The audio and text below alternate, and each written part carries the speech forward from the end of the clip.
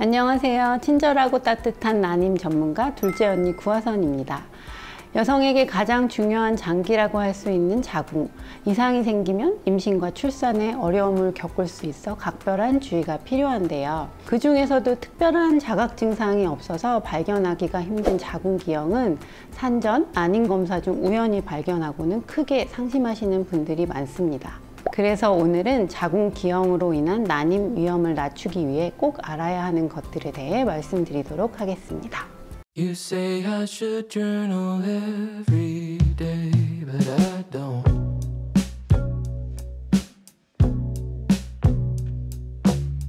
You say if I write things down, then I'll know myself better, but I probably won't. I know that there is something I should do to be a healthy human. That's what I wanna do, but I don't think I know how. 자궁기형이란 태어날 때부터 자궁의 모양이나 구조가 일반적인 자궁과 다른 경우를 말합니다. 자궁은 임신과 생리에 중요한 역할을 하는 기관이기 때문에 이 구조에 변화가 있으면 임신과 출산은 물론 여성의 건강에 여러 영향을 미칠 수 있습니다. 자궁기형은 크게 6가지에서 7가지 정도로 나뉘는데 학회에 따라서 조금 분류가 다릅니다. 자궁기형을 이해하시려면 자궁의 발생 과정을 아시면 비교적 쉽게 이해를 하실 수 있는데요. 자궁이 만들어지는 과정을 보시면 크게 두 덩이가 몸 바깥쪽에 있다가 중심으로 모이면서 이렇게 합쳐지거든요. 그래서 잘 합쳐진 다음에 이 중간에 있는 막이 흡수가 되냐 안 되냐에 따라서 기형이 생긴다고 생각을 하시면 됩니다. 이 두 개의 덩이가 이렇게 제대로 합쳐지지 못해서 이렇게 열려있는 구조, 이중 자궁 또는 더블 유테러스라고 하거든요. 이런 경우에는 이 구조 하나하나가 정상 자궁 내막을 갖고 있기 때문에 임신에는 큰 영향을 미치지 않습니다만, 나팔관의 입장에서 보면 원래는 하나의 구조에서 양쪽 나팔관이 역할을 해야 되는데 이쪽은 왼쪽 나팔관밖에 없고 이쪽은 오른쪽 나팔관밖에 없거든요. 그러니까 나팔관이 한쪽이 막혀 있는 것과 같은 상황이라고 생각을 하시면 돼서 자연 임신의 확률이 조금 떨어질 수 있습니다. 그 다음에 발생할 수 있는 자궁기형은 얘네들이 반 정도만 합쳐진 경우라고 생각하시면 돼요. 주로 밑에서부터 합쳐지기 때문에 반 정도만 합쳐지면 하트 모양이 되거든요. 이게 쌍각자궁입니다. 쌍각자궁. 각이 2개라서 쌍각자궁이에요. 자궁의 머리 쪽이 이렇게 하트 모양이라는 특징이 있고, 그와 함께 자궁 안쪽도 같이 하트 모양이 되기 때문에 그 공간 안쪽은 하나의 공간으로 이루어져 있습니다.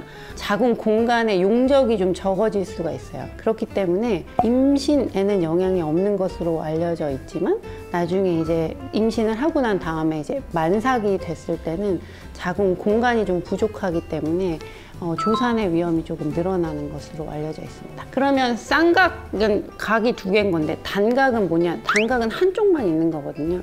그러면 얘가 한쪽으로만, 하트의 반쪽 모양만 자궁이 생기는 경우가 있거든요. 여기서 딸려오는 나팔관은 제대로 기능을 하는데 이쪽은 공간도 없고 나팔관도 없기 때문에 한쪽 나팔관만 역할을 하는 경우가 있습니다.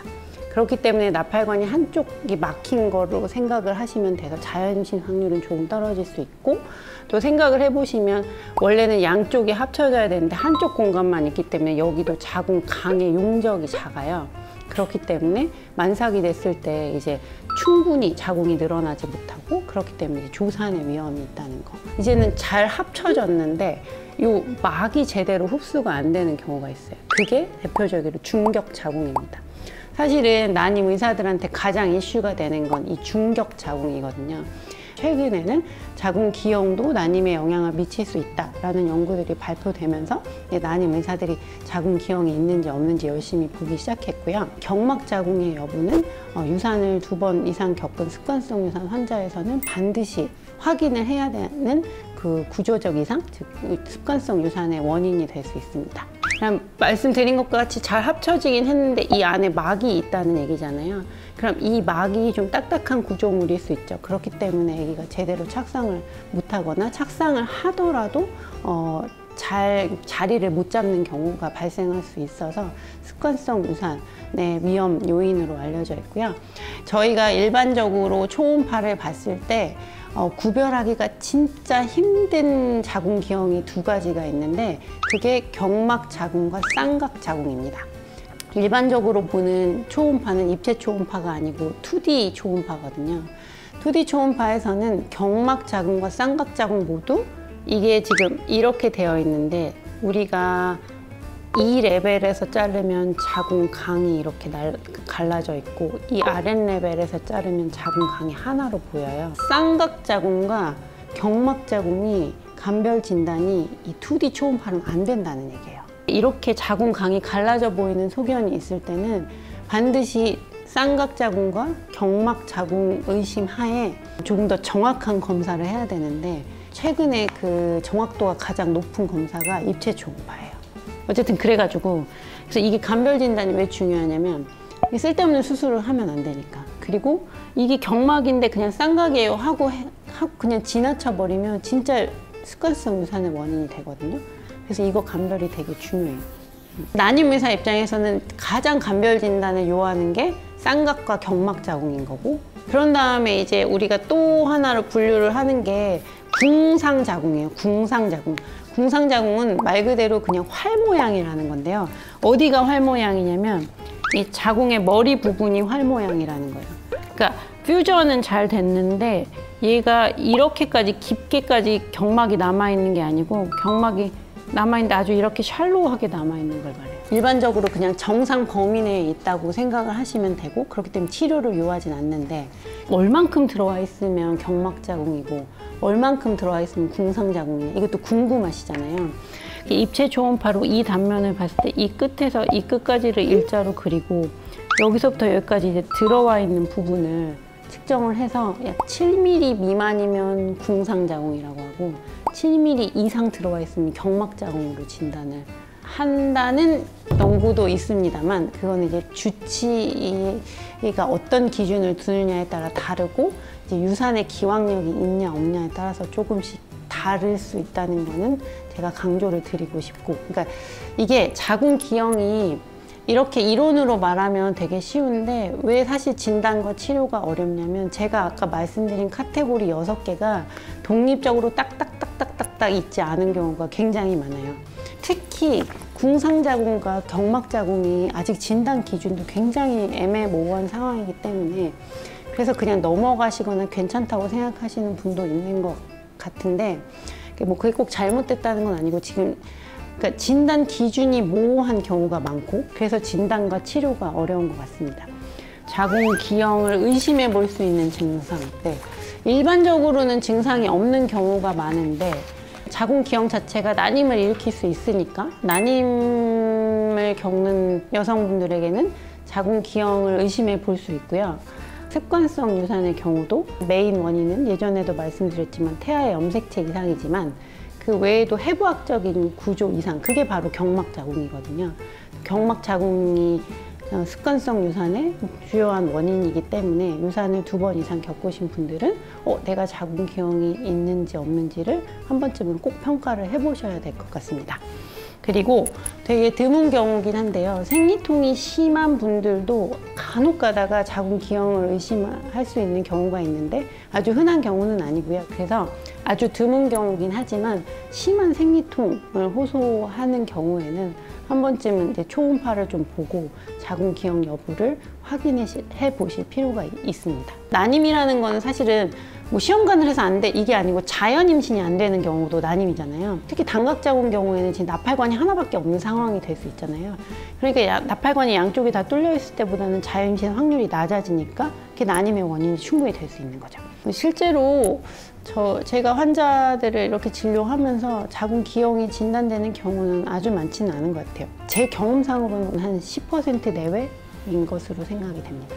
네, 해결이 어렵지 않은 원인이기 때문에 아주 크게 걱정을 하진 않고, 아까도 말씀드렸지만 어쨌든 진단이 매우 중요하기 때문에 아주 치료가 어려운 상황은 아니지만 반드시 정확한 평가를 해야 되는 난임의 원인 중에 하나라고 저는 생각을 합니다.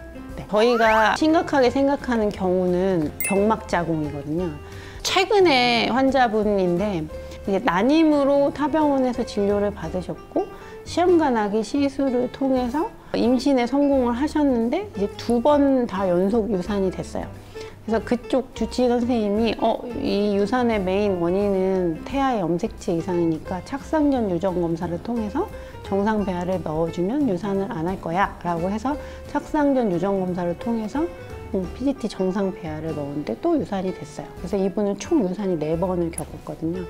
그러면서 이제 그분이 다른 병원으로 전원을 하셨어요. 그 전원한 병원에서 이렇게 초음파를 처음 오셨을 때 보시더니 자궁 기형이 의심된다라고 말씀을 주셨고 경막자궁 같기도 하고 쌍각자궁 같기도 하다라고 정말 그렇게 말씀을 해주셨어요. 그래서 그분이 저한테 오셨었어요. 그래서 입체 초음파를 한번 보고 싶어요 라고 말씀 주셔서 입체 초음파를 봤더니 그분은 경막자궁이었어요. 그래서 그 경막자궁을 자궁 내시경을 통해서 한 2차례에 걸쳐서 제거를 했어요. 경막자궁 제거가 한 번에 잘 되는 경우도 있지만 이 경막의 두께에 따라서 출혈이 좀 많을 수 있기 때문에 2번에 나눠서 하는 경우도 종종 있습니다. 그래서 2번에 걸쳐서 경막을 완전히 제거를 하고 수술 후에 입체 초음파를 통해서 자궁 내막이 정상 모양인 거를 잘 확인을 했고요. 이분은 이제 시험관악기를 해야 되냐 말아야 되냐를 굉장히 고민을 많이 했었는데 어차피 다른 병원에 가셨을 때도 이미 난임으로 가셨었기 때문에 시험관악기를 통해서 임신을 시도했고 그분은 지금 한 20주 정도 됐는데 아직 유산 안 되고 지금 잘 진행이 되고 있습니다. 네. 그래서 이 경막자궁은 참 저희들 입장에서는 임신을 해서 오시는 경우에는 사실은 자궁 안에 아기집이 잘 있고 아기가 심장이 잘 뛰는지 보는 것이 포커싱이기 때문에 자궁을 전체적으로 보기가 쉽지는 않아요. 그래서 처음에 이제 난임으로 오시는 경우가 아니라면 좀 놓치는 경우가 많이 있어서 임신을 준비하시고 계신 분들은 한 번쯤은 초음파를 통해서 자궁 기형 여부를 확인하시는 것도 앞으로 유산을 방지하는 데 이제 도움이 될 것으로 생각이 됩니다.